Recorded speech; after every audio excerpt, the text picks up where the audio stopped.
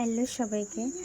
তো আজকে আমি একটা রেসিপি বানাবো, চাউমিন। তো হলো চাউমিনের জন্য দেখো সব কিছু কেটে নিয়েছি।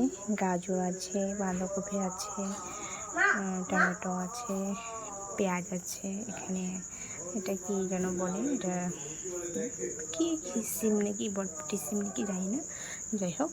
তারপরে মটরশুঁটি আছে। তারপরে এখন হলো তোমার এই তো এটা বাটা করবো। এখানে ধনে পাতা দিয়ে দেবো। এখন এটা ভাজা বসিয়ে দেবো।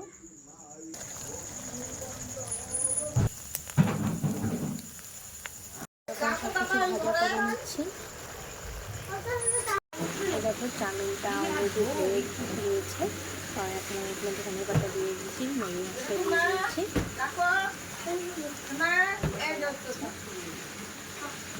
দেখতে পাচ্ছ এই তো আমার চাটনিটা বানানো হয়ে গিয়েছে।